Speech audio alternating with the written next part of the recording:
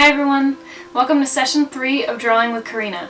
For those of you who don't know, I'm Corrina and I'm a professional wildlife artist specializing in detailed, vibrant colored pencil drawings. Each of these sessions is meant to teach you one technique to help you achieve drawings that are more detailed, more realistic, and with richer, more vibrant color. Today's lesson is all about using an X-Acto knife to achieve finer details on your colored pencil drawing. Let's get started.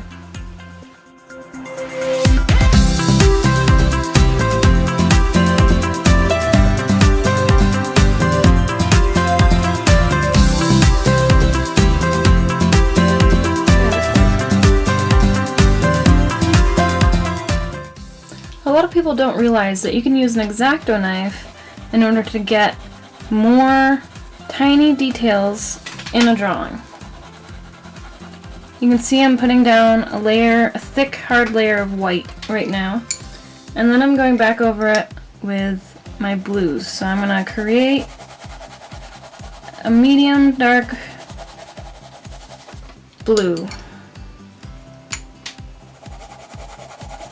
Get enough layers down. Remember, to create bright opaque color, you need to have enough layers.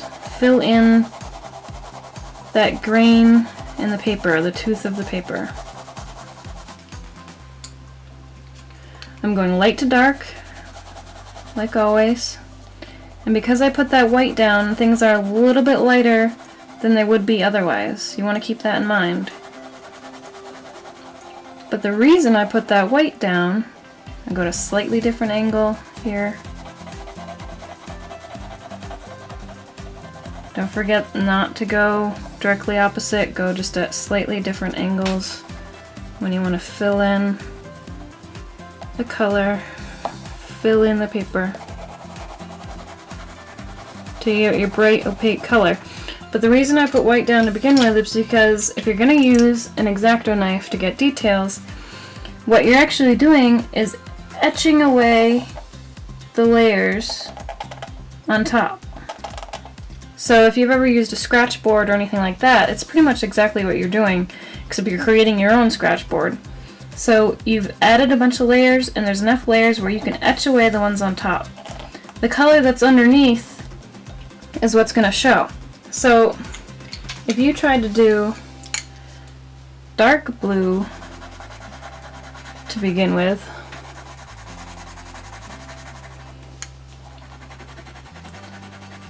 good pressure here, get a good layer down, and then you tried to do a little bit lighter.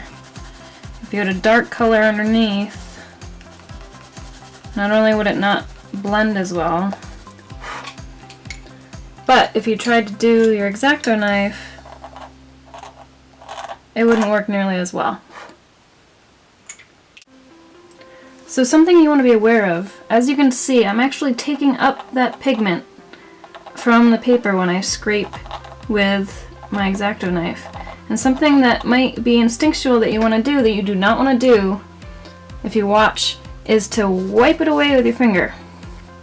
Because as you do that, you cause this sort of smearing up here, and if you're doing a drawing where you want to keep that area white, or you want to draw that with some other color, that's going to be a big problem, because that is very difficult to get away. So here's an eraser, and as you try to erase it, some of it will go away, but most of it won't, especially with blue. Blue is very difficult to erase. Any sort of dark color is especially difficult to erase. So do not use your finger to swipe away at the colors. This will happen.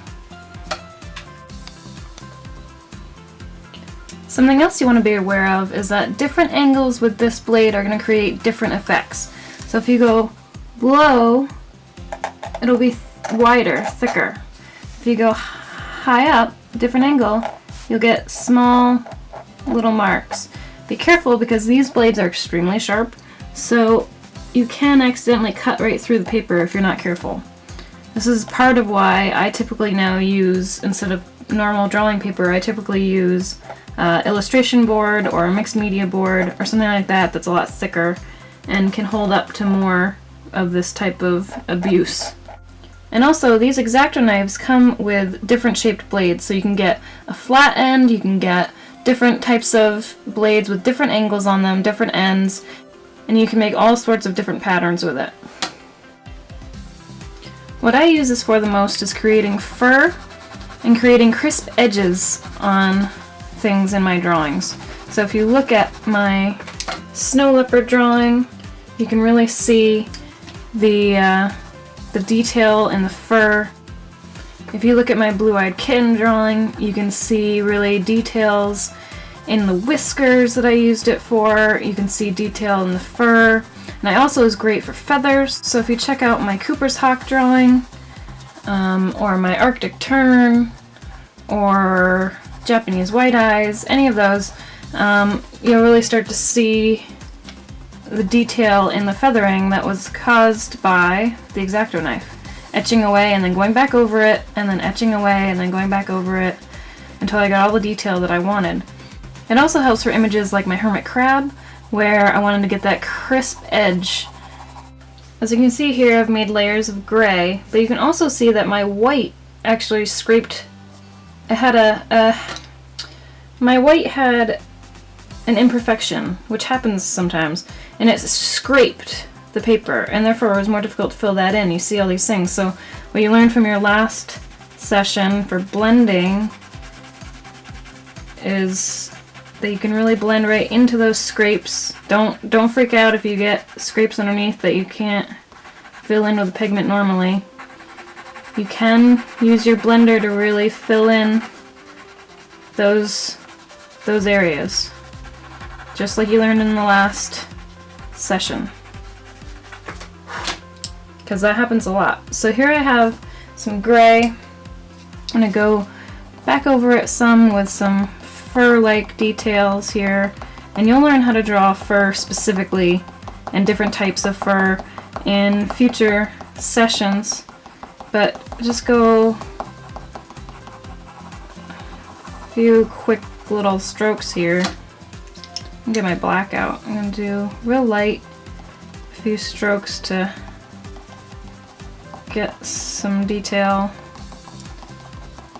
I'm not going to do much here, much detail, because this is really just about letting you experiment with that X-Acto knife, not how to draw fur. But fur is something I use the X-Acto knife for the most, so. Then you can go in. I did white on the bottom, and then I layered up from light to dark with my grays, and then you can really go in and around some of these areas to make highlights in your fur or on edges or anything like I said before on their feathers.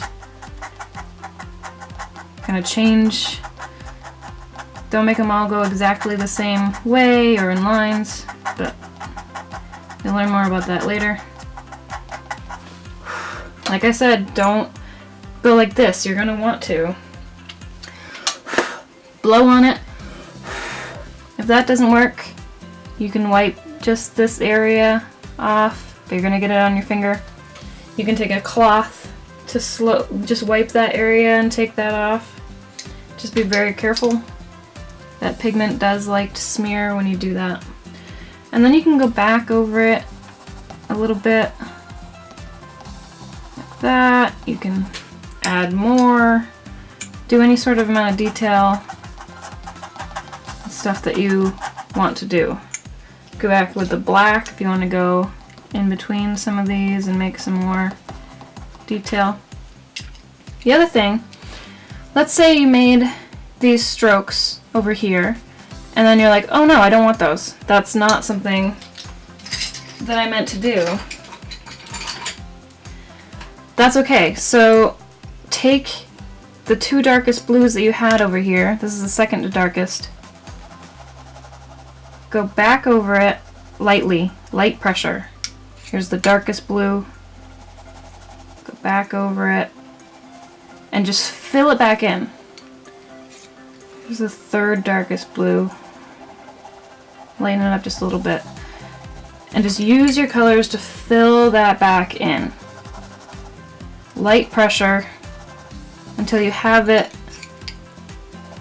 filled back in. So here's your recap. Go light to dark. You don't have to put white underneath, but you need to have something that's very light compared to what you're doing if you want to have that highlighted look.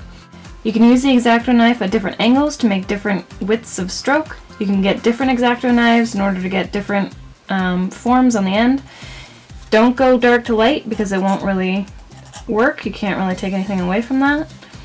You can use it for fur, for edges, for different things. Just be careful, go light strokes. Try not to go deep into your paper and really rip into it.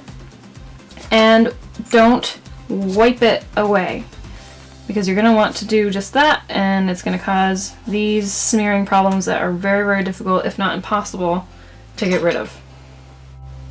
Thanks everyone!